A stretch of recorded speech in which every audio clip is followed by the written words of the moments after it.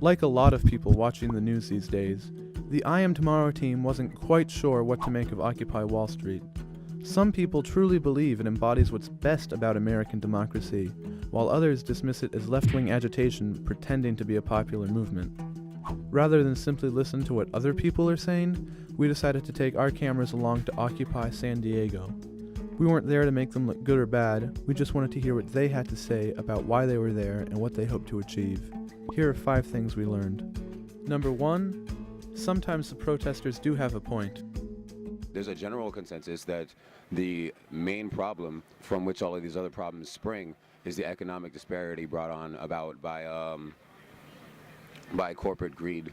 And therefore, I think that fundamentally we need a drastic change in our ethical behavior. I believe it really comes down to greed and power hunger. So is corporate greed a problem? Well, you tell me. Number 2, they vastly oversimplify the cause of society's problems. Most economic measures that have been taken have all been run by corporations for their own special interests, for the interests of their bottom line, for the interests of the money growing in the banks, as opposed to the community, the people. This is why you have so many people here suffering. Even corporate workers, middle class, lower class, and the homeless, especially the homeless, have to run this hamster wheel, you know what I mean, and climb a really, really huge ladder, doing everything they're told to do so they can pay rich people so they can stay poor. I think that it's facilitated by a specific group of people, and that those people are the 1% of people who hold they hold most of our money. I would say capitalism is the root problem. It's the economic system that has laid down the groundwork for the social and economic injustice that we see here today. It's kind of ridiculous to blame Wall Street for all of society's woes, or even most of them. You have to remember, large corporations also do a lot of good for people. Number 3, they don't really have any practical solutions. But as far as not necessarily redistribution of wealth, but reallocation of wealth. We need to take our funding and put it in things that serve people. It's more of a reallocation than a redistribution that I think should be the solution. You can't build Rome overnight, so that's what I see within this.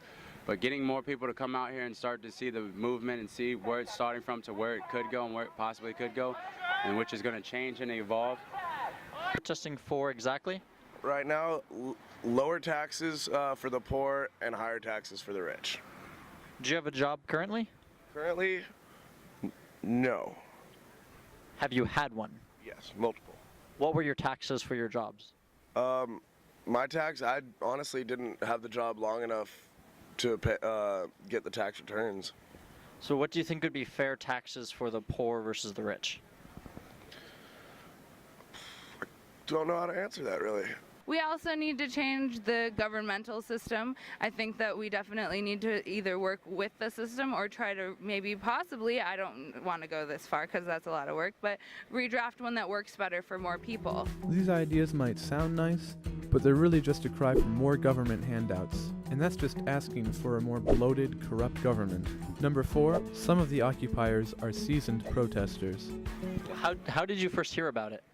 I first heard about it because a couple of my friends were organizing it, and a couple of friends were already previous activists who let me know about what was happening, found out it was nationwide, and just jumped on because this is the movement right here. Yeah. Have you been involved in movements before this? I've been involved in protests. I've been involved in marches. I've been involved in rallies. We've got people from the original in the 60s, like some of the first like really huge social movements like the 50s and 60s who've come down here and been like, I have never seen anything like this. Supporters are quick to portray Occupy as a popular movement, but it's not hard to find people who are really just habitual protesters. Number 5, the movement has attracted some hard left extremists. Does the president have anything to do with the big business problems we're having? He plays a key part, but I mean, yet again, he's just another puppet. President's got to answer to somebody. So you don't know who that is, but there's someone out there? Specifically, no, I couldn't put like a name on him, no, him or her. The very notion of private property is antagonistic towards collectivism. Well, there's like 3 different areas in which the Constitution defends and upholds slavery. Which, I mean, it's kind of a racist document. It is a racist document. It is written by really racist, rich white guys. Whiteness itself is a very real way of dividing up the working class.